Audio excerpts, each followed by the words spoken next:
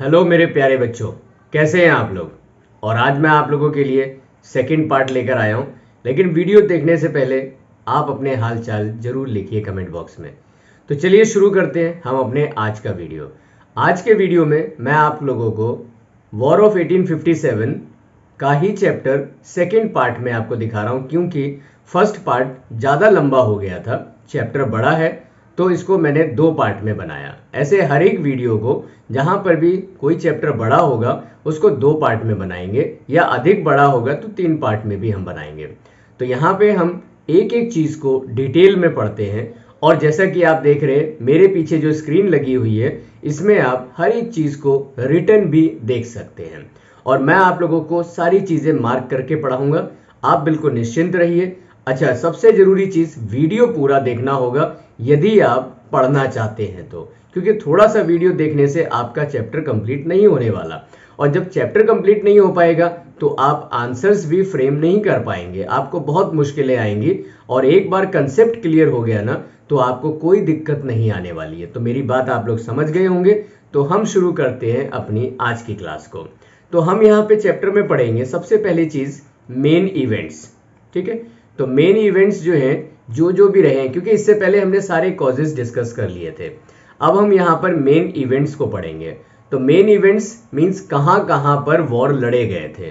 ठीक है, हर एक चीज आपके सिलेबस से रिलेटेड रहेगी, यानी कि ज़्यादा आपको नहीं पढ़ाएंगे, क्योंकि स्मार्ट लर्निंग उसी को बोलते हैं जब हम सिलेबस के अकॉर्डिंग पढ़ते हैं। जब हम बहुत ज़्यादा पढ़ लेते हैं तो भी हमारे लिए वो नुकसानदायक हो सकता है। ठीक है, तो बहुत ज़्यादा नहीं, लेकिन इंपॉर्टेंट चीज़ें हम जरूर डिस्कस करेंगे। तो सबसे पहले हम देखते हैं पहला इवेंट जो होता है वो होता है मेरठ में। ठीक है, मेरठ में क्या होता है, मेरठ में यहाँ पे एक रेजिमेंट होती है। ओके, और वो रेजिमेंट जो है मना कर देती है इनफील्ड राइफल के इस्तेमाल करने के लिए और ग्रीस्ड कार्ट्रिजेस के इस्तेमाल करने के लिए। ठीक है, उससे पहले हम समझते हैं एक इवेंट हुई थी बंगाल में। आपको पिछले वीडियो में बताया था बंगाल में कहां पर 34th नेटिव इन्फेंट्री। ठीक है, जैसे कि मैं स्क्रीन पे लिख रहा हूं, आप भी अपने साथ साथ लिखते रहिए।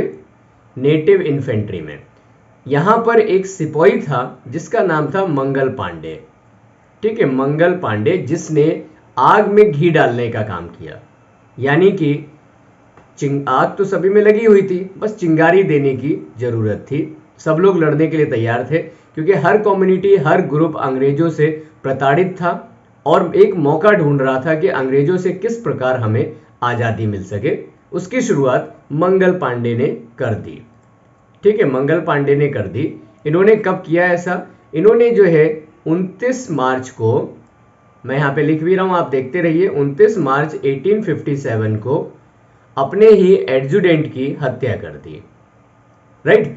अच्छा, इसके बाद जो है इनको फांसी कब दी जाती है, इनको फांसी दी जाती है 8 अप्रैल को। कब दी जाती है, 8 अप्रैल 1857 को इनको फांसी दे दी जाती है। अब देखिए, मार्च के महीने में घटना घटी, अप्रैल में इनको फांसी दी और मई जो है अंत में वॉर शुरू होना था, लेकिन उससे पहले शुरू हो गया। तो पहली जो इवेंट है वो कहां पर होती है, वो मेरठ में होती है।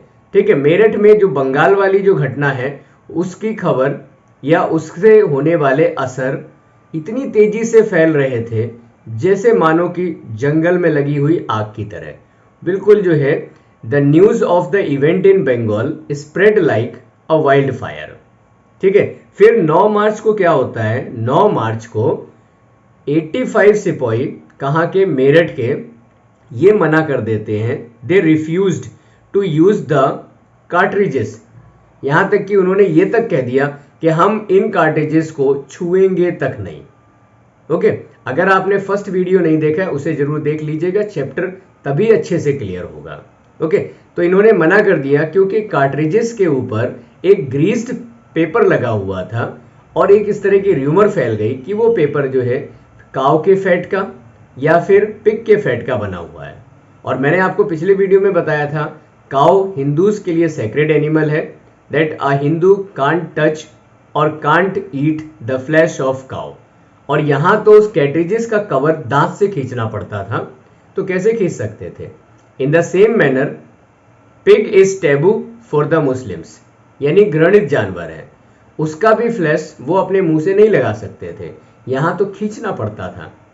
इसलिए जो है विरोध फैल गया। तो क्या हुआ, 85 सिपॉइज ने मना कर दिया।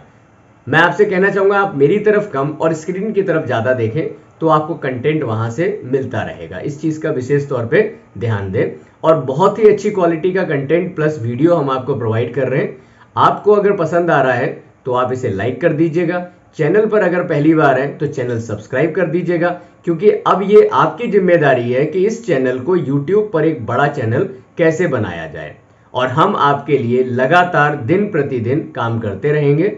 अगर हमें दिखेगा कि हमारा यूट्यूब चैनल बहुत जल्दी प्रमोट कर रहा है तो डेफिनेटली आप यकीन मानिए आपके लिए उतनी ही तेजी से, उतनी ही तत्परता से हम आपके लिए वीडियो और बनाते रहेंगे। और वैसे बहुत सारे वीडियो हमारे चैनल पर अवेलेबल हैं, आप जाकर के उनको देखिए, प्लेलिस्ट को देखिए, वहां से आपको और हेल्प मिल जाएगी कि आपको कौन से वीडियोस देखने हैं और आप उनको देख सकते हैं। क्लास वाइज प्लेलिस्ट बना रखी है। चलिए, तो अब जब इन्होंने 85 सिपॉइज ने यहाँ पे विद्रोह कर दिया तो हुआ क्या, इनको जो है 10 साल की सजा दी गई। कितने साल की सजा दी गई, स्क्रीन पे देखिए, मैंने लिखा हुआ है 10 साल की इनको सजा दी गई। ठीक है, और इनको जेल में डाल दिया गया। फिर क्या हुआ, 10 मई को, ये घटना कब की थी, जेल में डालने वाली 9 मई को। 10 मई की अर्ली मॉर्निंग, बिल्कुल सुबह सुबह में जो है इन्होंने क्या किया, जो बचे हुए सिपाही थे उन्होंने मेरठ की जेल ही तोड़ दी। मेरठ की जेल तोड़ दी और वहां से उनके जितने भी कॉमरेड्स थे उनको सबको आजाद करा लिया। ठीक है, जितने भी कॉमरेड्स थे उनको सबको इन्होंने करा लिया आजाद। और उसके बाद ये कहां की तरफ निकले, इसके बाद ये निकले दिल्ली की तरफ। इन्होंने कूच किया दिल्ली की तरफ। तो अगली जो घटना घटती है वो घटती है दिल्ली में। अब हम इवेंट्स एट दिल्ली को स्टडी कर रहे हैं। ठीक है, दिल्ली वही जो इस समय मुगल बादशाह बहादुर शाह जफर या बहादुर शाह सेकंड जिसको लीड कर रहे थे, जो मुगल बादशाह थे, वही वाली दिल्ली। तो ये क्या करते हैं, soldiers from the Meerut they came to Delhi, Delhi पहुंचते हैं नेक्स्ट मॉर्निंग। कब की तारीख, 11 तारीख। ठीक है, they all joined the local infantry. Local infantry means जो दिल्ली की इन्फेंट्री थी उसको ये सब लोग ज्वाइन करते हैं। ओके, और उसके बाद ज्वाइन करने पर इनकी जो है स्ट्रेंथ बढ़ जाती है। ये सब लोग मिलकर के प्रोक्लेम कर देते हैं। क्या प्रोक्लेमेशन करते हैं, तो ये सब लोग मिलकर के घोषणा करते हैं कि एजिड मुगल एम्परर यानी कि मुगल एम्परर बहादुर शाह जफर, इनकी उम्र काफी ज्यादा थी, इसलिए लिखा हुआ है एजिड मुगल एम्परर, जिनका नाम था बहादुर शाह। ठीक है, बहादुर शाह, इनको इंडिया के एम्परर के रूप में प्रेजेंट किया गया। बहादुर शाह को इंडिया के एम्परर के रूप में प्रेजेंट किया गया। साथ साथ आप बोलते भी रहिए, क्योंकि अगर आप बोलते भी रहेंगे ना आपकी प्रैक्टिस अच्छी होगी। ठीक है, तो मेरी बात समझ आ रही है? अगर मेरी बात आपको समझ में आ रही है, पढ़ते हुए अच्छा लग रहा है, तो एक थम्स अप दे दीजिए कमेंट बॉक्स में। और वीडियो तो आप लाइक कर ही चुके हैं अभी तक। ओके, तो इस तरह से देखते रहिए और अपने सभी दोस्तों में शेयर जरूर करते रहिए, ताकि जो है ज्यादा से ज्यादा लोगों को इसकी सुविधा मिल सके और चैनल भी जो है ज्यादा से ज्यादा ग्रो कर सके।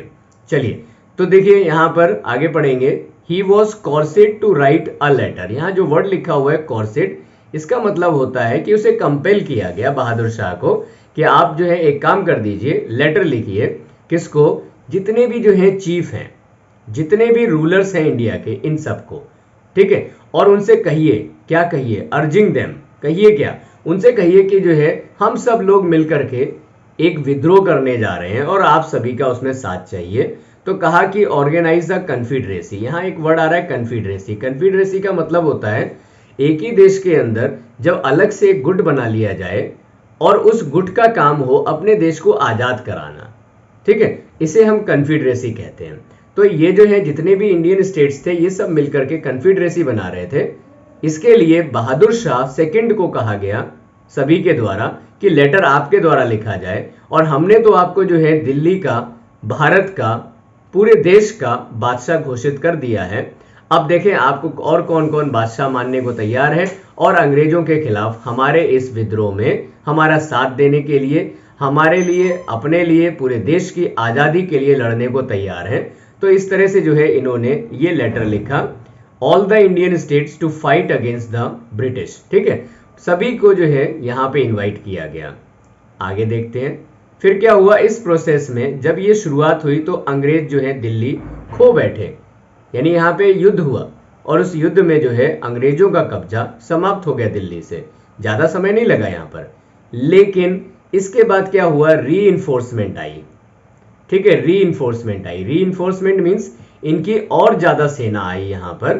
ठीक है, किसके लीडरशिप में, सर जॉन निकोलसन और हडसन, ये लोग आए यहाँ पर सेना को लीड करते हुए, और इन्होंने जो है यहाँ पर एक बड़ा ही डिवास्टेटिंग बड़ा युद्ध लड़ा।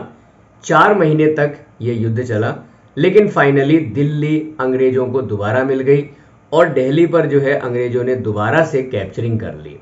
ओके, इसके बाद बहादुर शाह जफर को अरेस्ट कर लिया गया। बहादुर शाह जफर को इस युद्ध के लिए गिल्टी भी मान लिया गया और जिसके लिए जो है उनको पनिशमेंट दी गई। पनिशमेंट बहादुर शाह जफर को इतनी गंभीर पनिशमेंट दी गई कि इस उम्र में जो है सोचा नहीं जा सकता है कि इतनी गंभीर पनिशमेंट किसी को दी जा सकती है। वो क्या थी, सबसे पहली चीज, इनके अपने 2 बेटे, उनको इनके ही सामने गोली मार दी गई। ठीक है, इनके अपने 2 बेटों को इनके ही सामने गोली मार दी गई और उसके बाद इनको जो है लाइफ इम्प्रिजनमेंट दे दिया गया। इनका बेचारे का थोड़ा ही तो जीवन बचा था, उसको भी जो है इन्होंने लाइफ टाइम इम्प्रिजनमेंट कर दिया और ऐसा करके उनको देश निकाला भी कर दिया। ठीक है, उनको भारत देश से बाहर भी निकाल दिया। भेजा कहाँ गया, यंगून में भेजा गया। ठीक है, जिसे उस समय रंगून कहा जाता था, ये म्यांमार में पड़ता है। म्यांमार को उस समय बर्मा कहा जाता था। और जिस प्रकार जो है उनको यहाँ से भेजा गया, दुखी होकर के 1862 में उनकी मृत्यु भी हो गई। 1862 में उनकी मृत्यु भी हो गई। ये गजल लिखा करते थे और इन्होंने इसी प्रकार अपनी एक गजल में लिखा है कि ये ऐसे बदनसीब एक भारतीय हैं जिन्हें मरने पर अपने देश में 2 गज जमीन भी प्राप्त नहीं हुई। ऐसी जो है ये एक गजल लिखते हैं अपने अंतिम दिनों में। ठीक है, यानी कि एक ऐसे देशभक्त जिन्हें मरने पर अपने देश की जमीन भी प्राप्त नहीं हुई। तो आप देखिए क्या संघर्ष था, क्या कोशिशें थी, क्या बलिदान था, तब कहीं जाकर के हमारे देश भारत को ये आज़ादी प्राप्त हुई है। इसलिए हमें इस आज़ादी की कदर करनी चाहिए और इसे संजोए रखना चाहिए ताकि जो है हमारे देश पर कभी कोई ऐसी विपत्ति ना आए। ठीक है, तो अभी 2 जगह के हमने इवेंट पढ़ लिए, एक मेरठ का, एक दिल्ली का। इसके बाद जो अगला इंपॉर्टेंट इवेंट है वो कहाँ होता है, वो होता है लखनऊ में। ठीक है, लखनऊ में देखिए मेरठ में कब इवेंट होता है, 9 को सिपाही को अरेस्ट कर लिया जाता है, 10 को मेरठ की जेल तोड़ दी जाती है, 11 को दिल्ली में जो है युद्ध शुरू हो जाता है। ओके, मई की बात कर रहे हैं, जबकि हमारा प्लान क्या था, इसको शुरू करने का प्लान था कि हम इसे शुरू कर पाएंगे यही कोई 31 मई को, लेकिन ये शुरू हो गया लगभग 20-21 दिन पहले।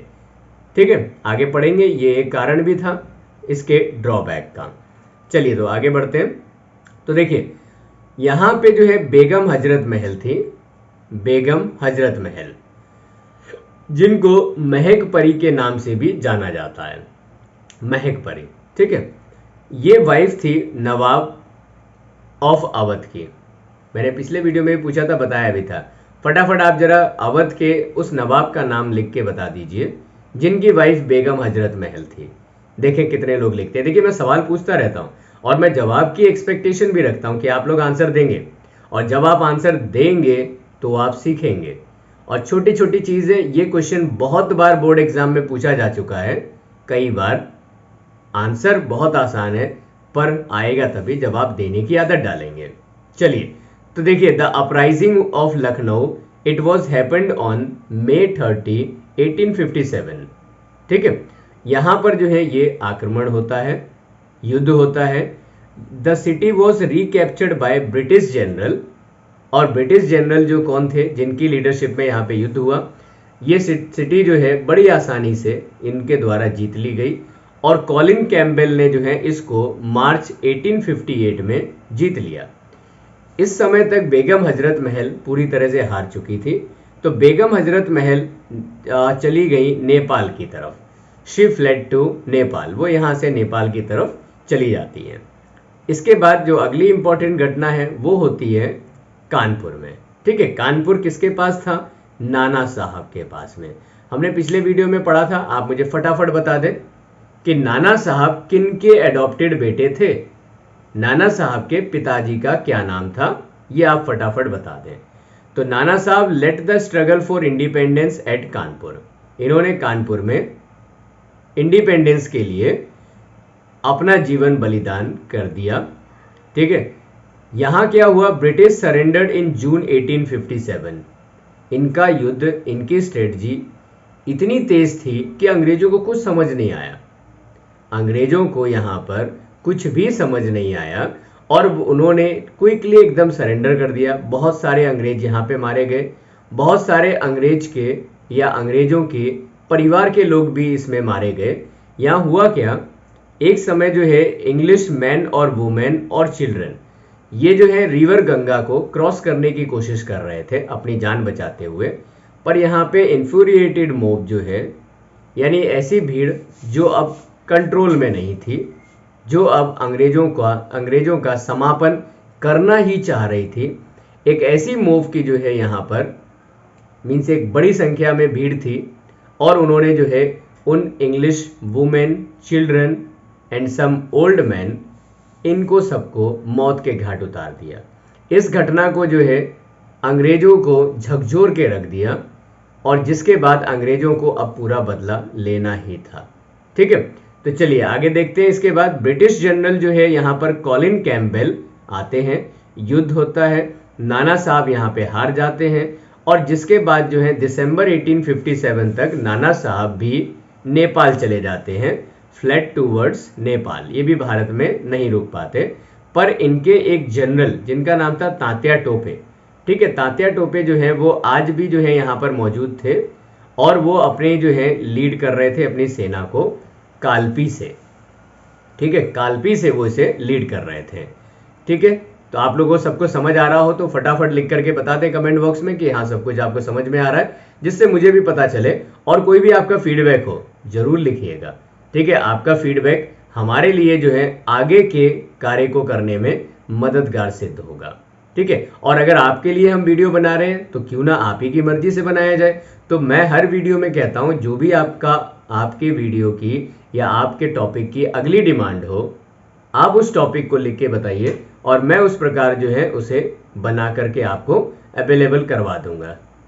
ठीक है, चलिए तो आगे पढ़ते हैं। इसके बाद में झांसी और ग्वालियर, आगे की कहानी कहाँ की होगी, झांसी की और ग्वालियर की। The battle began at Jhansi early June 1857। ठीक है, तो बैटल कहाँ पे होती है, ये झांसी में, और कब, जून 1857 में बैटल लड़ी जाती है। यहाँ पे जो अंग्रेजों की तरफ से मिलिट्री कमांडर थे वो थे सर ह्यूग रोज। ठीक है, सर ह्यूग रोज का युद्ध होता है रानी लक्ष्मीबाई के साथ में और आसानी से जो है ये झांसी के किले पर कब्जा कर लेते हैं। ठीक है, लेकिन इतना आसान नहीं था। रानी लक्ष्मीबाई ने बहुत बड़ा स्ट्रगल किया इनके साथ, बहुत इनको चेक दिया, लेकिन कुछ ट्रेटर्स की वजह से, जिन्होंने जो है यहाँ पे जो है हम इसके लिए जो जिम्मेदार मानते हैं वो जिम्मेदार मानते हैं लगभग जो है सिंधिया खानदान को। ठीक है, जहाँ के शासकों ने यहाँ पे धोखा दिया और व्यक्ति थे मान सिंह, जिनका एक बहुत बड़ा रोल था तात्या टोपे को अरेस्ट कराने में। तो यहाँ जो है इन्होंने गेट खोल दिया। ओके, इनके द्वारा गेट खोल दिया गया और गेट किसका, फोर्ट्रेस का, किले का गेट खोल दिया गया और जिसकी वजह से अंग्रेजी सेना किले के अंदर आसानी से घुस गई और उसने जो है कत्लेआम मचा दिया। ठीक है, हजारों की संख्या में लोग मारे गए, लेकिन किसी तरह रानी जो है, जो किले में कई तरह के जो है गुप्त रास्ते होते हैं, वहां से होते हुए रानी रात के समय पर 4 अप्रैल 1858 में वहां से किसी तरह से निकली और कहां पहुंची, जाकर के कालपी पहुंची। कहां पहुंची, कालपी, और वहां जाके उन्होंने ज्वाइन किया किसको, तात्या टोपे को। तात्या टोपे कौन है, गवर्नर है या जनरल है नाना साहब के। ठीक है, इसके बाद जो है यहाँ कालपी में जाकर के इन्होंने बहुत बड़ा स्ट्रगल किया। ठीक है, फिर इसके बाद कालपी में ही जो है स्ट्रगल करने के बाद में ये पहुंची ग्वालियर, जो कि पास का क्षेत्र है। ओके, तो ग्वालियर में जो है आखिरी इनका युद्ध था और वहां पे लड़ते हुए रानी की जो है डेथ हो जाती है 17 जून 1858 में। ठीक है, 17 जून 1858 में इनकी डेथ हो जाती है। लगभग एक साल जो है इन्होंने अंग्रेजों को नाको चने चबाए। ओके, तभी इनकी मृत्यु पर जो है सर ह्यूग रोज लिखते हैं कि अगर कोई काबिल मिलिट्री कमांडर था पूरे के पूरे 1857 के विद्रोह में तो वो रानी लक्ष्मीबाई थी। अगर रानी लक्ष्मीबाई की तरह एक दो अगर और ऐसे मिलिट्री कमांडर हो जाते तो हमारे लिए बड़ी मुश्किलें पैदा हो सकती थी। ऐसा स्टेटमेंट कौन देते हैं? सर ह्यूग रोज देते हैं, जो अंग्रेजी कमांडर थे। ठीक है, यानी अंग्रेज के बड़े सैनिक अधिकारी होने के बावजूद भी उन्होंने ऐसा स्टेटमेंट दिया। ठीक है, यहां पे नाम लिखा जाता है तात्या टोपे को अरेस्ट करवाने में बड़ा नाम है। जो धोखा दिया था, बीट्रेड धोखा दिया था, वो मान सिंह के द्वारा दिया गया था। ग्वालियर के चीफ थे मान सिंह। ठीक है, चलिए, तो ऐसा कब होता है? अप्रैल 1859। युद्ध खत्म होने के बाद में कहीं जाकर के तात्या टोपे पकड़े जाते हैं और फिर तात्या टोपे को फांसी दी जाती है। और उस फांसी में जो है तात्या टोपे को इस तरीके से एग्जीक्यूट किया जाता है कि लोगों को पता लगे कि अंग्रेजों का विरोध करना, अंग्रेजों के खिलाफ खड़े होने की सजा क्या होती है। इनको पब्लिकली फांसी दी गई।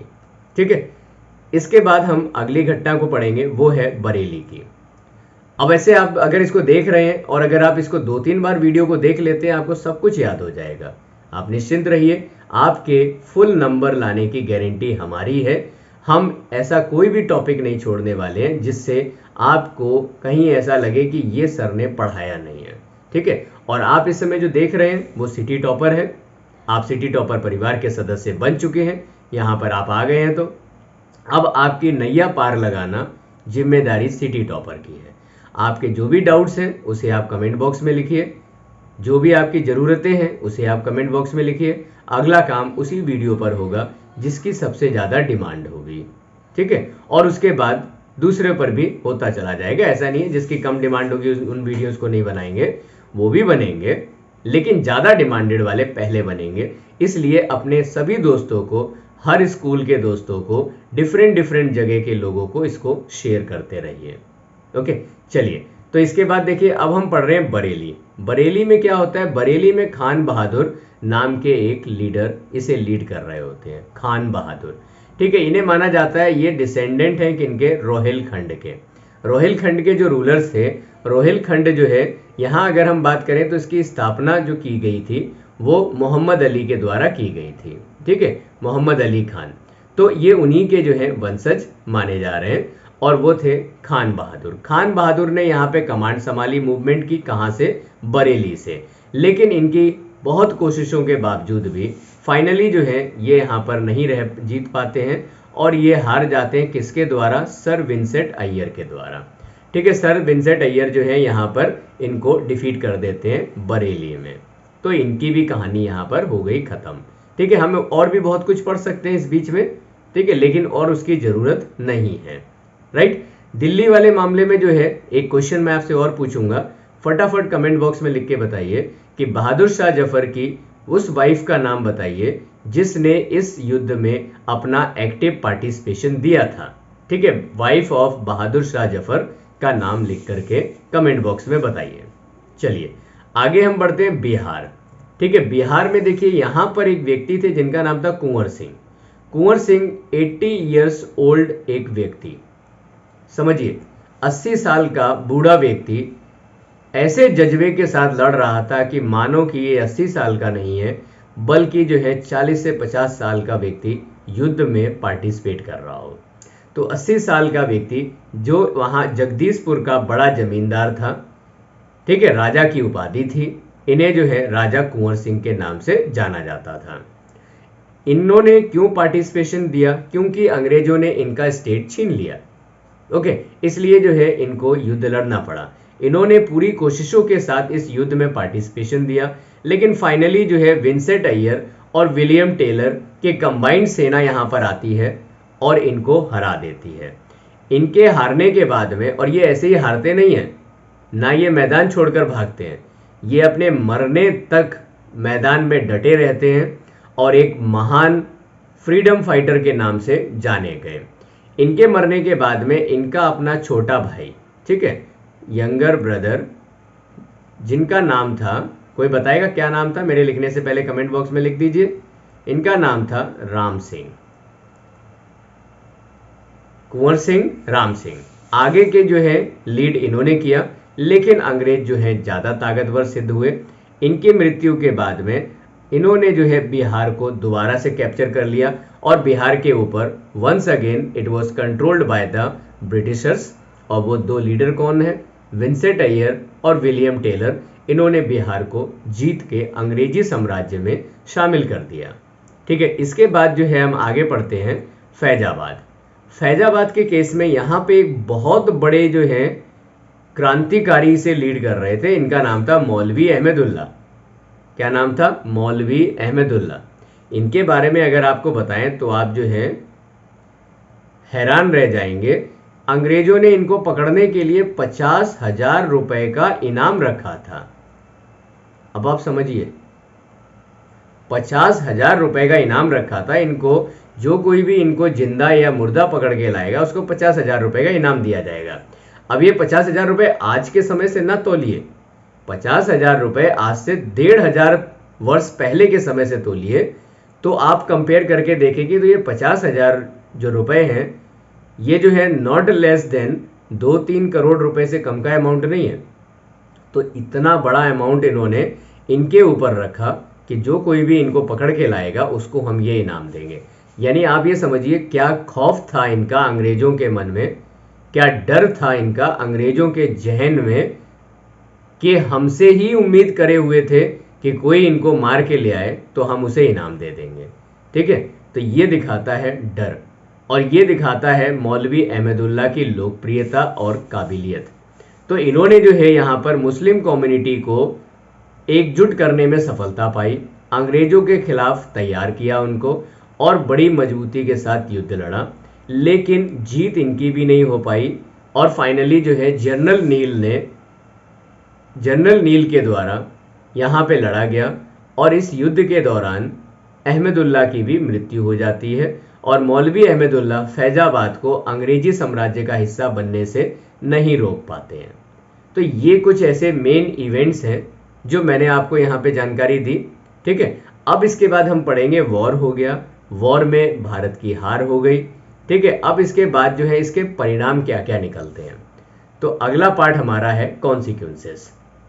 ओके, कॉन्सिक्वेंसेस, तो कई तरह के परिणाम निकलते हैं, हम एक एक करके पढ़ेंगे। पहला पार्ट है एडमिनिस्ट्रेटिव चेंजेस, यानी एडमिनिस्ट्रेशन में क्या क्या चेंजेस हुए। तो आप थोड़ा इस क्वेश्चन को अलग ढंग से लेंगे कि एडमिनिस्ट्रेशन में जो जो चेंज हुए आपको वही पॉइंट्स लिखने हैं, इसके अलावा कोई और पॉइंट इसमें एक्सेप्ट नहीं किया जाएगा। तो जैसे कि एडमिनिस्ट्रेशन में क्या क्या चेंज होता है तो हम पॉइंट बाय पॉइंट देखते हैं। ऊपर तो यहाँ पे मैंने लिख दिया है कि कंपनी रूल एंड हो जाता है, ईस्ट इंडिया कंपनी का रूल पूरी तरह से समाप्त हो जाता है। यहाँ पे एक कानून आता है जिसे बोलते हैं government of India act 1858। Government of India act 1858 ये यहाँ पर लागू होता है और उसके साथ साथ क्वीन विक्टोरिया की एक प्रोक्लेमेशन होती है। ठीक है, हम एक एक करके सभी को पढ़ेंगे कि क्वीन विक्टोरिया की प्रोक्लेमेशन में क्या क्या था, plus government of India act में क्या क्या था। तो देखिए, गवर्नमेंट ऑफ इंडिया एक्ट में पहली बात है transfer the power to govern India from the East India company to the British crown. देखिए, साफ साफ अक्षरों में क्या लिख रहे हैं कि ईस्ट इंडिया कंपनी से शासन व्यवस्था लेकर के ब्रिटिश क्राउन को दे दी जा रही है। ठीक है, यानी ईस्ट इंडिया कंपनी का शासन खत्म, बहुत पैसा कमा लिया, बहुत लूट लिया, बहुत ब्राइब दे ली, बहुत जो है यहाँ की व्यवस्थाओं को खराब कर दिया। ईस्ट इंडिया कंपनी का शासन यहाँ से खत्म। इसके बाद जो है इन्होंने कहा कि अब यहाँ पर जो है एक कंपनी का the companies board of control and court director were abolished. तो कंपनी का जो बोर्ड ऑफ कंट्रोल था यहाँ पर उसको भी एबोलिश कर दिया जाएगा, बोर्ड ऑफ डायरेक्टर्स वो भी एबोलिश कर दिए जाएंगे, इनकी कोई जरूरत नहीं है, इनको यहाँ से करो समाप्त। फिर कहते हैं a member of the British cabinet was appointed secretary of state. British cabinet का एक सदस्य भारत सेक्रेटरी कहलाएगा, सेक्रेटरी ऑफ इंडिया होगा। ठीक है, और वो रिस्पॉन्सिबल होगा यहाँ के सभी मुद्दों के लिए जो भी गवर्नमेंट्स ऑफ इंडिया से रिलेटेड हैं। ओके, और वो रिस्पॉन्सिबल किसके प्रति होगा? ब्रिटिश पार्लियामेंट के प्रति वो रिस्पॉन्सिबल होगा। ठीक है, ये चीजें हो गई। चौथे पॉइंट में जो मैंने आप लोगों के लिए लिखा है कि he was given a council, किसको? सेक्रेटरी ऑफ स्टेट को। सेक्रेटरी ऑफ स्टेट को जो है एक काउंसिल दी जाएगी और उस काउंसिल में जो है कुछ सदस्य होंगे। ठीक है, उस काउंसिल का नाम रखा गया इंडियन काउंसिल। कितने सदस्य होंगे उसमें? 15 सदस्यों की एक टीम बनाई जाएगी। अल्टीमेट पावर जो है, the ultimate power over India remained with the British parliament, यानी जो फाइनल पावर है वो तो अंग्रेजों के पास होगी, यानी अंग्रेजी पार्लियामेंट के पास होगी। आगे हम बात करते हैं, actual government was given to carried by the governor general. Governor general के पास सारी की सारी एक्चुअल पावर होगी, लेकिन इन्होंने गवर्नर जनरल का नाम बदल दिया और नाम बदल के उसको टाइटल दी गई वाइस रॉय। अब आप फटाफट कमेंट बॉक्स में लिख करके बताएं कि आखिरी गवर्नर जनरल भारत के कौन थे और पहले वाइस रॉय भारत के कौन थे? बता दीजिए। मैं तो अभी आगे बताऊंगा ही आपको, पर देखते हैं आप कितना बता पाते हैं। ठीक है, तो चलिए इसके बाद देखिए आगे बढ़ते हैं। अपॉइंटमेंट्स की अगर हम बात करें, सिविल सर्विसेज में, तो इन्होंने कहा कि ओपन कंपटीशन के तहत यहां पर जो है भारतीय अपॉइंटमेंट ले सकते हैं सिविल सर्विसेज में, ओपन कंपटीशन के तहत। और आखिरी वाइस रॉय कौन थे? वो थे लॉर्ड कैनिंग। ओके, और सॉरी थोड़ा गलती से निकल गया, इसको करेक्ट कर लीजिएगा। आखिरी गवर्नर जनरल कौन थे भारत के? वो थे लॉर्ड कैनिंग। और पहले वाइस रॉय कौन थे भारत के? वो थे लॉर्ड कैनिंग। अब आप कहेंगे सर ऐसा कैसे? ऐसा इसलिए क्योंकि जो आखिरी गवर्नर जनरल थे ना, उन्हीं को जो है बदल करके वाइस रॉय बना दिया और उसके बाद दूसरे तीसरे वाइस रॉय आते रहे। तो पहले वाइस रॉय कौन हुए? वही हुए जो इससे पहले गवर्नर जनरल थे, यानी आखिरी गवर्नर जनरल, पहले वाइस रॉय एक ही व्यक्ति है। बात समझ में आई? अगर बात समझ में आई तो एक बार फिर से थम्स अप दीजिए कमेंट बॉक्स में। ठीक है, आपके जो है ऐसे मोटिवेशनल कमेंट्स हमें भी मोटिवेट करते हैं, करते रहिए। ठीक है, एक एक वीडियो पे जो है 1,000 लाइक चाहिए। कैसे आएगा आप जाने, आपका काम है। ठीक है, शेयर कीजिए, दोस्तों को बुलाइए, दिखवाइए उनको। ठीक है, और जितना जल्दी आप इसे प्रमोट करवा देंगे ना, आप देखिए आपको ये चैनल वो कंटेंट देगा आपने सोचा भी नहीं होगा। चलिए तो आगे बढ़ते हैं। इसके बाद हमारा जो अगला टॉपिक है वो है queen Victoria proclamation. Queen Victoria ये इस समय महारानी थी इंग्लैंड में, जिस समय यहाँ पर वॉर ऑफ 1857 हुआ। क्वीन विक्टोरिया की प्रोक्लेमेशन काफी इंपॉर्टेंट है, अलग से क्वेश्चन पूछा जाता है। जैसे एडमिनिस्ट्रेटिव चेंज का अलग से क्वेश्चन पूछा जाता है, वैसे ही क्वीन विक्टोरिया का भी अलग से क्वेश्चन पूछा जाता है इनकी प्रोक्लेमेशन को लेकर के। इनकी प्रोक्लेमेशन पब्लिकली इंट्रोड्यूस की जाती है इलाहाबाद में 1 नवंबर 1858 में लॉर्ड कैनिंग के द्वारा। ये भारत नहीं आई थी उस समय, लॉर्ड कैनिंग ने जो है इनके बिहाफ से यहाँ पर जो है इस अनाउंसमेंट को डिक्लेयर किया था। कब किया था? एक बार फिर से बोलिए मेरे साथ, 1 नवंबर, या मैं ऐसे बोलता हूं 1 नवंबर 1858 में। किसके द्वारा? लॉर्ड कैनिंग के द्वारा। किसकी प्रोक्लेमेशन है? क्वीन विक्टोरिया की। क्वीन विक्टोरिया इंडिया में है या नहीं है? नहीं है। ठीक, ये आपके हो गए ऐसे क्वेश्चंस जो आपको जल्दी से कोई नहीं बताता है पर बहुत इंपॉर्टेंट है। एमसीक्यूज में आ गए तो क्या करेंगे? तब आपको याद आएगी राजपूत सर की, और जैसे ही ऐसा कोई क्वेश्चन आपको वहां पे फंस गया ना, आप देखिएगा चेहरे पे स्माइल आ जाएगी, आप अंदर ही अंदर खुश हो जाएंगे, अरे वाह ये तो हमने द सिटी टॉपर में पढ़ा था। ठीक है, और ऐसा ही क्वेश्चन आ गया, और आपको यकीन दिलाते हैं कुछ भी ऐसा नहीं आएगा जो आपने हमारे साथ नहीं पढ़ा होगा। ठीक है, यकीन अगर आपको है तो आप आगे पढ़ते रहिए, अगर आपको यकीन नहीं है तो इसका इलाज हमारे पास नहीं है, फिर भी पढ़ते रहिए। ठीक है, यकीन हो जाएगा। चलिए, यकीन करने के लिए तो कुछ तो करना ही पड़ेगा। तो यहाँ पे देखिए इन्होंने जो है पॉलिसी अपनाई नॉन इंटरवेंशन की, यानी जब पूरा भारत लूट ही लिया, अब कहते हैं हम इंटरफेयर नहीं करेंगे। They adopted the policy of non interference. कहाँ पर? सोशल और रिलीजियस मामले में। They treats all subjects equal. इन्होंने कहा कि चाहे वो यूरोपियन हो चाहे वो इंडियन हो, ठीक है, चाहे वो इंडियन हो चाहे वो यूरोपियन हो, हम सबको इक्वल ट्रीट करेंगे। लेकिन किया नहीं किया। इसके बाद ये कहते हैं ग्रांट जनरल पार्डन। इन्होंने क्या किया, सबको माफ कर दिया। जितने भी लोग जो है वॉर ऑफ 1857 में शामिल थे उन सबको इन्होंने कर दिया माफ। और माफ करने पर क्या कहा कि ऐसे लोग जो शामिल थे उन्हें तो हम माफ कर देंगे, लेकिन ऐसे लोग जो डायरेक्ट इन्वॉल्वमेंट है, गिल्टी ऑफ मर्डर हैं, किसके, ब्रिटिश सब्जेक्ट्स के, जिनके द्वारा किसी अंग्रेजों की हत्या की गई है, ऐसे लोगों को हम माफ नहीं करेंगे, उनको तो फांसी की सजा मिलेगी ही मिलेगी। Do its best to advance the industries. इन्होंने क्या कहा कि ये अपना बेस्ट देंगे भारत में इंडस्ट्रीज को स्टैब्लिश करने में, ठीक। Promote public utility in India, मतलब इन्होंने कहा कि पब्लिक यूटिलिटी को भी हम यहां पर प्रमोट करेंगे ताकि ऐसे कामकाज जो पब्लिक वेलफेयर में हो उसको बढ़ावा दिया जा सके। इसके बाद हमारा अगला पार्ट है वो है end of Mughal and Peshwa. Mughals, Bahadur Shah Zafar, यानी बहादुर शाह जफर की डेथ के बाद में, या हम डेथ तक की क्यों बात करें, 1857 के ही बाद में बहादुर शाह जफर का अस्तित्व खत्म और इनका राज्य भी खत्म। तो देखिए death of Bahadur Shah second कब होती है, इनकी डेथ फटाफट लिख के बता दीजिए, पीछे मैंने इसी वीडियो में बताया आपको बिगनिंग में, ठीक है, कौन सी ईयर में होती है, बस इतना काफी है, इतना ही आप बताइएगा।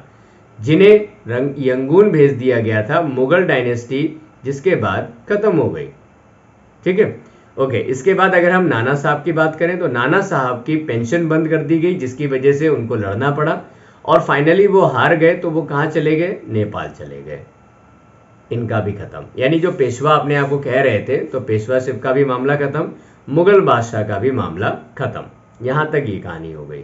इसके बाद देखिए relations with the princely state, relations with the princely states.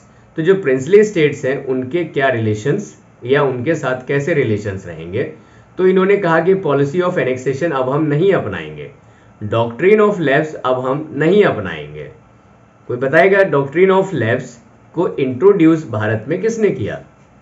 बहुत ही फेमस व्यक्ति है, लंबा खासा उन्होंने जो है शासन व्यवस्था संभाली भारत की गवर्नर जनरल के रूप में। देखें कौन व्यक्ति बच्चा जो है या कौन कौन से बच्चे इनका नाम बताएंगे जिन्होंने डॉक्ट्रिन ऑफ लैप्स इंट्रोड्यूस की थी। सिलेबस से क्वेश्चन है, पूछा गया क्वेश्चन है, आना चाहिए। मुझे पता है आप में से अधिकांश को आता भी होगा, आंसर देंगे आप। तो डॉक्ट्रिन ऑफ लैप्स को जो है यहाँ पर एबेंडन कर दिया गया। Some of the Indian princes were remained loyal to the British. अब यहाँ पे कुछ ऐसे इंडियन प्रिंसेस थे जो इनके प्रति लॉयल थे और उन्होंने अपराइजिंग को सुप्रेस करने में भी मदद दी, ठीक है। तो जब उन्होंने मदद दी, अब इनको भी अंग्रेजों का भी फर्ज बनता है, तो अंग्रेजों ने उनकी लॉयल्टी को रिवॉर्ड किया और कहा, ये अनाउंसमेंट की गई यहाँ पर, ये क्वीन विक्टोरिया की अनाउंसमेंट का पार्ट नहीं है, यह फर्दर अनाउंसमेंट का पार्ट है। ये अनाउंसमेंट की गई कि अब आपको जो है राइट टू एडॉप्शन कार्ड मिलेगा, यानी कि अगर आपका खुद का कोई बेटा नहीं है तो किसी को भी आप गोद ले सकते हो, ठीक है। और इसके साथ साथ जो है जो भी उनकी इंटेग्रिटी है, टेरिटरी है, उसकी गारंटी है हमारी और उसका सम्मान बकायदा किया जाएगा। तो ऐसा इन्होंने यहाँ पर कहा। इसके बाद जो अगला पॉइंट है हमारा वो है policy of divide and rule. तो policy of divide and rule में क्या आएगा? Policy of divide and rule 1858 के बाद में जब वॉर खत्म हुआ तो अंग्रेजों ने यहाँ पे policy of divide and rule को अपनाया। आगे बात करेंगे the princess against the people, कैसे अपनाया? प्रिंसेस को जनता के खिलाफ किया, जनता को प्रिंस के खिलाफ। प्रोविंस अगेंस्ट द प्रोविंस, ठीक है। Caste against the caste, group against the group and Hindu against the Muslim, जिसमें सबसे ज्यादा इंपॉर्टेंट तो यही है, हिंदू अगेंस्ट द मुस्लिम। तो इस तरह से जो है कम्युनिटी को कम्युनिटी से, ग्रुप को ग्रुप से, प्रिंस को जो है या किंग को जो है प्रजा से, प्रजा को किंग से, हिंदू को मुस्लिम से, मुस्लिम को हिंदू से, ऐसे ऐसे करके जो है इन्होंने बांट दिया, ठीक है। They alienated the people from their rulers, कैसे? उनको जो है स्पेशल प्रोटेक्शन के तहत कहीं और भेज दिया गया, तो जनता को राजा से कर दिया दूर, ओके। इसके बाद में the government cleverly use the attraction of government service. अब गवर्नमेंट ने यहाँ पे क्या किया? जो एजुकेटेड इंडियंस है उनको लुभाने के लिए जो गवर्नमेंट सर्विसेज हैं वो उनके लिए ओपन कर दी, ठीक है। इससे क्या हुआ कि वहां पहुंचने के बाद में रिलीजियस लाइन पर इसका बैड इम्पैक्ट देखा गया और ये माना गया कि अंग्रेजों ने जो है यहाँ पर इस सब व्यवस्था को इसलिए शुरू किया ताकि हेट्रेड इंकरेज की जा सके। ओके, तो ब्रिटिश ने जो है यहाँ पे इंकरेज की hatred, ill feeling among the Hindus and Muslims. Simple सा पॉइंट है, हिंदू और मुस्लिम अब आपस में एक जैसे नहीं रह पा रहे थे, उनमें आपस में विरोध या विरोधाभास तेजी से चल रहा था। इसके बाद हमारा अगला पॉइंट है वो है change in the army. Army में हो गया चेंज। क्या चेंज हो गया? ज़्यादा कुछ नहीं है, वही जो संख्या थी पहले सिपाहियों की, भारतीय सिपाहियों की, वो बहुत ज़्यादा थी, अंग्रेजों की कम थी। तो अब इन्होंने डिसाइड किया कि यहाँ पर जो है संख्या बढ़ाई जाएगी। और वो संख्या कैसे बढ़ाई जाएगी? वो संख्या बढ़ाने के लिए जो है इनकी कोशिश थी कि यूरोपियन सोल्जर्स की संख्या इंडियन सोल्जर्स के मुकाबले इतनी बढ़ा दी जाए कि अब इंडियन सोल्जर्स जो है कभी भी विद्रोह करने की ना सोच पाए। लेकिन भारतीयों से ज़्यादा तो नहीं कर सकते, तो इन्होंने कहा बंगाल में 1:2, ठीक है, क्योंकि वहाँ व्यवस्था ज़्यादा खराब थी। मद्रास और बॉम्बे में 2:5, ठीक है, यानी कि 1:2 का मतलब है कि अब जो है जितने जैसे 200 लोग जो हैं अगर यूरोपियन है वहाँ पे, तो 400 लोग इंडियन होंगे। इसी तरह 2:5, 200 लोग अगर यूरोपियन है तो 1000 लोग इंडियन होंगे। हालांकि इंडिया से ज़्यादा कैसे ले आएंगे, हमारी जनसंख्या आबादी की बराबरी थोड़ी ना कर सकते हैं, तो हमारे पास जो है ह्यूमन फोर्स वैसे भी ज़्यादा है। देखिए इसके बाद में the same ratio was maintain till the first world war. First world war तक यही रेशियो अपनाया गया। फर्स्ट वर्ल्ड वॉर कब हुआ? अरे लिख दो ना कमेंट बॉक्स में। फर्स्ट वर्ल्ड वॉर कब से कब तक चलता है, लिख दीजिए कमेंट बॉक्स में, ठीक है। अभी तो हमारा आगे चैप्टर भी है फर्स्ट वर्ल्ड वॉर, पढ़ेंगे उसमें सारी चीज़ें डिटेल में। तो फर्स्ट वर्ल्ड वॉर पे जो है फर्स्ट वर्ल्ड वॉर तक ये व्यवस्था चलती है। इसके बाद देखिए general principle adopting that the number of Indian sipahis should not twice, यानी दुगने से ज़्यादा नहीं हो सकता है।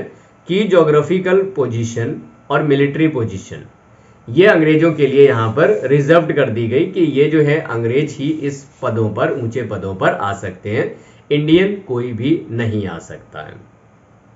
देन सोफेस्टिकेटेड वेपन्स अंग्रेजों के लिए रिजर्व कर दिए गए। इंडियंस को जो है सोफेस्टिकेटेड वेपन्स की ट्रेनिंग भी नहीं दी जाती थी। Ammunition were never placed under the charge of Indian, ठीक है, हथियारों का जो है जखीरा जहां पे होता था उसका चार्ज कभी किसी इंडियन को नहीं दिया जाता था। Then discrimination on the basis of caste, region, religion, practice, ठीक है, ये सब भी यहाँ पर किया जाने लगा अंग्रेजों के द्वारा और हमारे अपने द्वारा भी, राइट। अच्छा, इसके साथ साथ जो है जो सैनिक थे वो भी ये डिस्क्रिमिनेशन करते थे और अंग्रेज भी इनके साथ डिस्क्रिमिनेशन इस तरह का किया करते थे।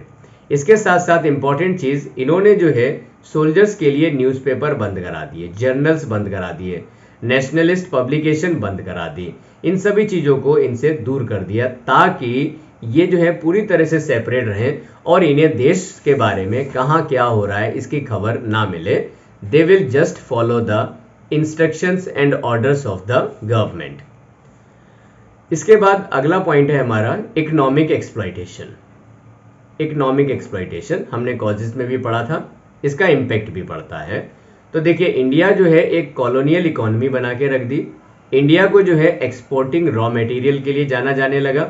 इंडिया को जो है इंपोर्टिंग फिनिश गुड्स के लिए जाना जाने लगा, यानी भारत का कोई अस्तित्व नहीं रहा। रॉ मटेरियल हमारा लेके जाते थे और हमारे लिए जो है बनी हुई चीज़ लेकर आते थे, जिससे हमें ज़्यादा खर्चा करना पड़ता था, ठीक है। इसके साथ साथ salary and allowances of the secretary of state, members of India council, civil servant, military officer, जिनके नाम मैंने आपको गिनाए हैं, इन सबकी सैलरी कहाँ से आती थी? हमारे रेवेन्यू से। इसी को तो ब्रेन ऑफ डेल्थ बोलते हैं, ब्रेन ऑफ, मेरे मुंह से फिर गलत निकल गया, इसको थोड़ा सा करेक्ट कर लेते हैं, फिर से आप सुनिए। इसे हम बोलते हैं ड्रेन ऑफ वेल्थ, ठीक है, यानी वेल्थ को ड्रेन आउट कर दिया, ठीक है।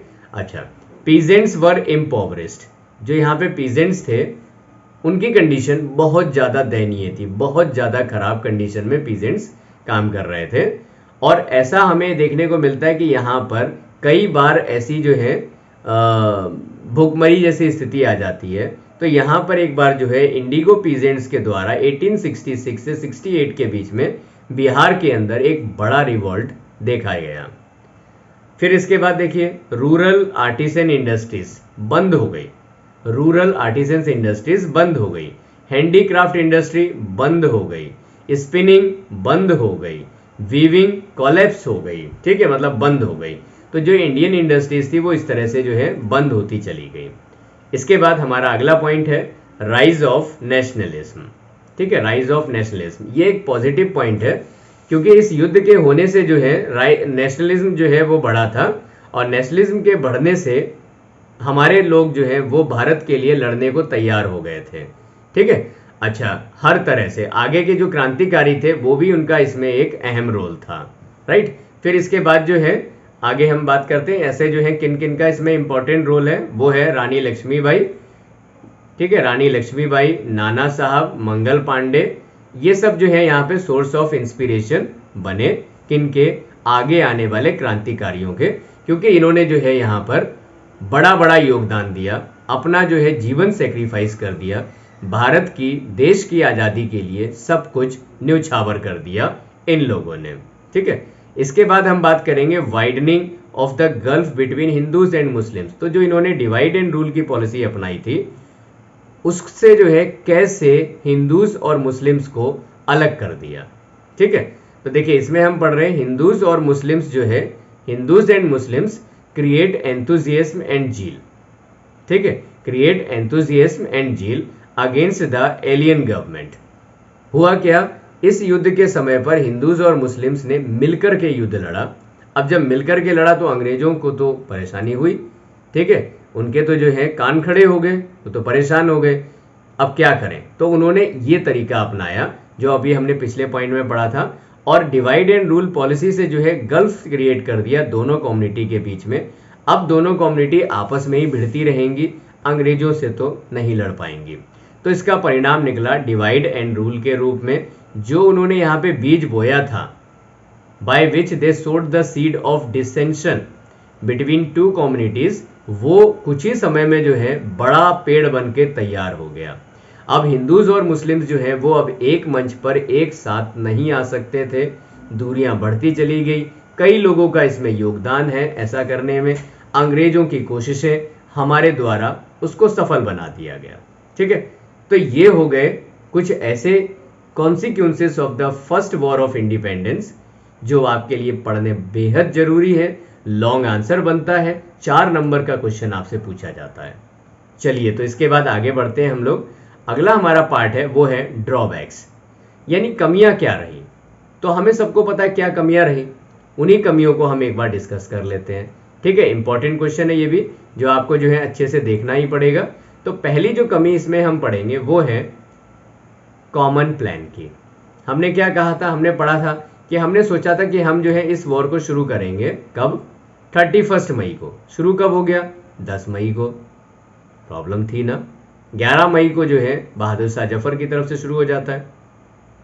प्रॉब्लम यही थी, ठीक है, कोऑर्डिनेशन नहीं था, सेंट्रलाइज लीडरशिप नहीं थी। बहादुर शाह जफर को जो है सेंट्रल लीडर तो बना दिया गया, लेकिन फिर भी हर जगह पे जो है अपने अपने हिसाब से युद्ध को देखा जा रहा था, लड़ा जा रहा था। पार्टिसिपेशन दिया, लेकिन एक सेंट्रलाइज व्यवस्था की कमी यहाँ देखी गई। यहाँ पर जो है कंप्लीटली अनकोऑर्डिनेशन भी देखा गया, और इस मूवमेंट का the movement had no common goal, कोई कॉमन गोल भी नहीं था। जैसे रानी लक्ष्मीबाई का अपना इशू, नाना साहब का अपना इशू, बहादुर शाह जफर का अपना इशू, ऐसे जिनको भी नाम ले लें, मौलवी अहमदुल्ला का नाम ले लें, लियाकत अली का नाम ले लें, जिनका भी हम नाम ले लें, ये सबके सब लोग जो है अपने अपने पर्पस के लिए लड़ रहे थे। तो कॉमन गोल यहाँ पर नहीं था, ठीक है, ड्रॉबैक्स में आ गया। इसके बाद देखिए east India company had services of, इनके पास बेहतर लीडर थे, एक्सेप्शनल एबिलिटी वाले लीडर्स थे। कुछ के नाम लिखे हैं, Lawrence, Nicholson, Havelock, Outram, Campbell, है ना। तो ये ऐसे जैसे जो है मिलिट्री कमांडर थे जिन्हें बहुत अच्छा अनुभव था। अनुभव कैसा था, they fought the toughest battle. इन्होंने जो है स्टार्टिंग में यहाँ पर बैटल, क्योंकि तब बड़ी टफेस्ट थी, इनके पास सैनिक नहीं थे, उससे जो है इन्होंने शुरुआत की इनिशियल स्टेज में, और उसे तब तक बना करके रखा जब तक कि इनको री ना मिल जाए। तो यहाँ से जो है साउथ के स्टेट से इनको मिली री, और जैसे ही इनको यहाँ पे री मिली, वैसे ही जो है ये मजबूत हो गए और भारतीय शासक जो है यहाँ पर कमजोर होते चले गए। ठीक है, फिर देखिए British empire had far superior resources की बात करें तो इनके पास हमसे कहीं ज़्यादा बेहतर रिसोर्सेज भी थी, मैन के मामले में, मनी के रूप में, मटेरियल के रूप में, मटेरियल में वेपन्स आ जाएंगे इनके रूप में, तो ये हमसे वैसे भी काफ़ी ज़्यादा आगे थे। इसके बाद देखिए the movement did not have the nation wide dimension, ये भी एक प्रॉब्लम थी। हमने युद्ध तो कर दिया लेकिन इस युद्ध का जो है नेशन वाइड डायमेंशन नहीं देखने को मिला, ये एक प्रॉब्लम है। फिर इसके बाद not spread much to the South India, South India में तो पहुंचा ही नहीं ये आंदोलन, ईस्टर्न और वेस्टर्न स्टेट्स में भी नहीं पहुंचा। ठीक है, कहाँ बेसिकली लड़ा जा रहा था ये, उत्तर प्रदेश, दिल्ली, इसके अलावा मध्य प्रदेश, ठीक है, आपका बिहार, बंगाल, मेजर तौर पे इन्हीं जगहों पे जो है इसको लड़ा गया और छोटा मोटा जो है इंसिडेंट इधर उधर देखने को मिलता है इसी पीरियड में। इसके बाद देखिए हमारे ही द्वारा हमारे लोगों में से कौन कौन उनके समर्थन में थे, तो देखिए सिंध और राजस्थान, ये इन्होंने तो पार्टिसिपेशन देना तो दूर की बात बल्कि उनकी मदद कर रहे थे। यहाँ तक कि नेपाल की हम बात करें तो नेपाल भी सुप्रेशन में जो है मदद कर रहा था अंग्रेजों की। बॉम्बे, मद्रास, यहाँ की जो है आर्मी वो ये साबित करना चाह रहे थे कि देखिए हम अंग्रेजों के प्रति कितने वफादार हैं, इसलिए उन्होंने यहाँ पे पार्टिसिपेशन नहीं दिया। Some rulers of Indian states and big zamindar, इन्होंने भी मना कर दिया कि हम अंग्रेजों के खिलाफ भाई नहीं लड़ने वाले हैं। ठीक है, इसके बाद जो है some sections of Indian society were hostile. Hostile क्या होता है, किसी के प्रति जो है द्वेषपूर्ण भावना, किसी के प्रति द्वेषपूर्ण भावना से अपने आप को बचा के रखना। ठीक है, हॉस्टाइल। तो यहाँ पे जो है some section of the society were hostile for the uprising, और इनका मानना ये था जैसे कि मनी लेंडर हैं, बिग मर्चेंट्स हैं, मुंबई, कोलकाता, चेन्नई, इनका मानना ये था कि अगर अंग्रेज हैं तो इनका प्रॉफिट है। ठीक है, क्योंकि अंग्रेजों की वजह से इंटरनेशनल व्यापार हो रहा है, तो अंग्रेज हैं तो इनका बेनिफिट हो रहा है, इसलिए इनका समर्थन अंग्रेजों की तरफ ज़्यादा था। उम्मीद है आपको ये सब चीज़ें समझ में आ रही होंगी। और हिस्ट्री का सब्जेक्ट है, ठीक है, टाइम लगता है, समय लेता है, राइट, लेकिन पढ़ना आपको पड़ेगा तभी ये सब तैयार होगा। कोई शॉर्टकट नहीं है, पढ़ाई एक ऐसा सब्जेक्ट है जिसमें कोई शॉर्टकट नहीं होता। बाकी कामों में आपको शॉर्टकट मिल जाएगा कि आप जल्दी जल्दी उसे कर सकते हैं, पर पढ़ाई नहीं। आपको ठीक पीजी क्लास से लेकर के, नर्सरी क्लास से लेकर के आपको हायर स्टडीज तक स्टेप बाय स्टेप ही पहुंचना होता है, देयर इज नो शॉर्टकट। चलिए तो देखिए, some zamindars of Bengal loyal to the British, कुछ बंगाल के जमींदार अंग्रेजों के प्रति वफादारी उन्होंने दिखाई। And some educated Indians did not support the cause they had wrong notion, मतलब उनके दिमाग में एक गलत धारणा थी कि अंग्रेज अगर हैं तभी भारत में मॉडर्नाइजेशन पॉसिबल है। ठीक है, तो ऐसी गलत धारणाओं के कारण भी इन लोगों ने यहाँ पर समर्थन नहीं दिया। फिर देखिए the uprising was suppose to begin on 31 May, अभी आपको शुरुआत से कई बार मैं बता रहा हूँ, और जितने भी क्वेश्चन मैंने बीच में पूछे हैं उन सबके आंसर जरूर लिखिए, तभी आपकी तैयारी होगी। ठीक है, तो the uprising was suppose to begin on 31 May, जो 31 मई में जो अपराइजिंग होनी थी वो अपराइजिंग इनकी कब हो गई, वो फिक्स डेट से बहुत पहले हो गई, यानी much before the fix date. और कब हो गई थी, वो हो जाती है 10 मई से। ठीक है, रिवेल या विद्रोह हो जाता है शुरू। अब हम अपने जो है चैप्टर का आखिरी पार्ट पढ़ रहे हैं, इस वीडियो का आखिरी पार्ट। ठीक है, आखिरी पोर्शन पे हम लोग आ गए। वीडियो 2 पार्ट में बना हुआ है, दोनों पार्ट आप लोग देख रहे हैं। अच्छा, तो इसमें हम बात करेंगे nature of the war. Nature of the war, war का नेचर क्या है। तो वॉर का नेचर जो है यहाँ पे 2 पार्ट में हम पढ़ते हैं, पर बीइंग एन इंडियन हमें ये नेचर पढ़ना है। तो यहाँ देखिए हिस्टोरियंस, स्कॉलर्स, डिफरेंट व्यूज देने वाले लोग, ठीक है, इनके अपने जो है अलग अलग व्यूज रहे हैं। Nature of the outbreak of 1857, कि 1857 का जो आउटब्रेक हुआ था ये जो है कैसे हुआ था, इसका नेचर क्या था, इसको लेकर के। तो यहाँ एक बड़े जो है क्रांतिकारी का नाम आता है जिनका नाम है विनायक दामोदर सावरकर। अभिनव भारत, विनायक दामोदर सावरकर, इन्होंने एक किताब लिखी, किताब का नाम था इंडियन वॉर ऑफ इंडिपेंडेंस। अपनी इस बुक में ये बताते हैं कि ये वॉर एक्चुअली आज़ादी के लिए लड़ा गया वॉर था, जिसमें आज़ादी के लिए लोगों ने अपने जीवन का बलिदान दिया। इसके अलावा जो है और भी बहुत सारे नोटेड हिस्टोरियंस इस बात से सहमत हैं कि ये वॉर ऑफ इंडिपेंडेंस है, जबकि कुछ लोग खास तौर में यूरोपियन इतिहासकार वो इस चीज़ से इतने सहमत नहीं हैं, लेकिन फिर भी मेजॉरिटी में हमें सहमति दिखाई देती है। तो हम यहाँ पे ये मान के चलते हैं कि ये जो रेवोल्यूशन हुआ था, क्रांति हुई थी, ये इसलिए हुई थी ताकि हम एक विदेशी ताकत को देश से निकाल सकें और रीस्टोर कर सकें अपना पुराना जैसा सिस्टम। ठीक है, इसलिए हमने इसको फर्स्ट वॉर ऑफ इंडिपेंडेंस का नाम दिया। कुछ और पॉइंट्स भी लिखे हुए कि क्यों दिया था, और इन पॉइंट्स को आपको अच्छे से देखना समझना है। तो देखिए यहाँ पे हम बात करेंगे कि it was the first mass uprising in all the section of Indian society. हमने इसको फर्स्ट वॉर ऑफ इंडिपेंडेंस इसलिए कहा क्योंकि ऐसा पहली बार हुआ था कि इतनी बड़ी संख्या में लोग यहाँ पर पार्टिसिपेट कर रहे थे अलग अलग सेक्शन से। ओके, फर्स्ट मास अपराइजिंग जहां पर सभी सेक्शन के लोगों ने एक साथ मिलकर के युद्ध लड़ा। फिर इसके बाद नेक्स्ट पॉइंट है, it paved the way rise of modern national movement. ठीक है, तो मॉडर्न नेशनल मूवमेंट को बनाने के लिए या उसको ऑर्गेनाइज करने के लिए इस रेवोल्यूशन ने एक शुरुआत कर दी थी, एक मौका दे दिया था। फिर आगे देखिए, the sacrifice made by Lakshmibai, Nana Sahib, Mangal Pandey served the source of inspiration. तो यहाँ हम क्या बात करेंगे, यहाँ हम बात करेंगे कि इनके जैसे लोगों के द्वारा जो सेक्रीफाइस किया गया पूरे जीवन का, ठीक है, वो सेक्रीफाइस आगे आने वाले लोगों के लिए सोर्स ऑफ इंस्पिरेशन था कि उन्हें भी ऐसा करना चाहिए देश को आज़ाद करने के लिए। तो इस तरह से हमने अपने दूसरे पार्ट में चैप्टर को कंप्लीट कर लिया। आप लोगों के जो भी डाउट्स, क्वेरीज हों, वो आप अपने कमेंट बॉक्स में लिखकर बताते रहिए, पूछते रहिए। ठीक है, हम यहाँ पर आप लोगों के लिए class wise different WhatsApp group बना देंगे।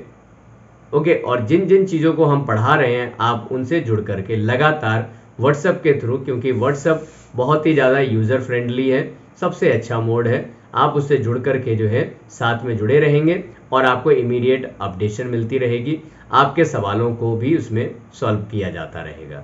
ठीक है, तो इस तरह से आप हमारे साथ रहे, पूरा वीडियो आपने देखा, आप लोगों का बहुत बहुत धन्यवाद। और इसी चैनल को इसी तरह से प्रेम देते रहिए, स्नेहपूर्वक देखते रहिए, स्नेहपूर्वक अपने दोस्तों में शेयर करते रहिए। बहुत बहुत धन्यवाद आप लोगों का।